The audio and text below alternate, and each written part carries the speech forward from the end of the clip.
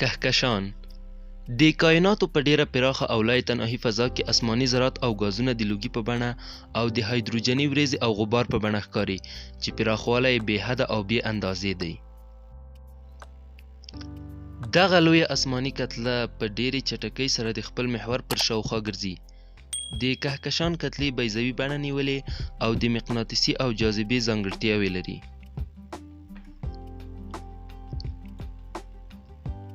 دغه ذرات د جاذبې تر اغیزې لاندې ځینې وخت یو له بل سره راټولیږي، لوی او کوچني غونډارې جوړوي چې د کهکشان یا ګلکسي په نوم یادیږي.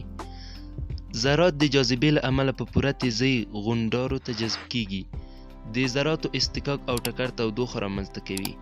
د بیلګې په توګه لمر په کهکشان کې چې میلیونونه کاله مخکې رامنځته شوی د ذراتو د ټکر له امله د یو لوی ځلانده اور لرونکي غونډارې په توګه رامنځته شوی چې د لمر د مخ د تودوخې د سانتیګریډ 6000 درجو ته رسیږي. د کهکشان د نبیلا محوري ګرځیدل بیضوي او فنر ډوله بڼه لري او د هغه په منځ کې لمریز نظام کتله د څو ستوریو او سپوږمیو د جوړېدو لامل شوی ده. نو ځکه په کهکشانونو کې په میلیونونو ستوري سپوږمکۍ او ثوابت تر سترګو کیږي چې هر یو یې بېلابېل جسامتونه او ځانګړتیاوې لري. په کائناتو کې تر اوسه پورې لاندې کهکشانونه کشف شوي او نور هم د کشفېدلو په حال کې دي. لومړی د شیدو لار یا د پیو لار کهکشان. دویم د اندرومیدا کهکشان. دریم دریګونی کهکشان. څلورم قنتروس کهکشان.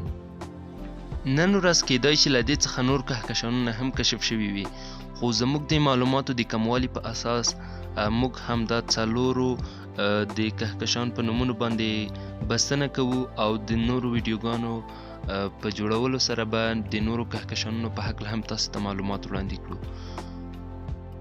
نو دا و زموږ د نن ورځې ویډیو په دې هیله چې د خوښې وړ مو ګرځېدلې وي. زموږ د نورو ویډیوګانو په تمه هم اوسیږئ. تر بلې ویډیو پورې مو په لوی او بخښونکي خدای سپارم. پاتې ورځ مو نیکمرغه. د الله پامان.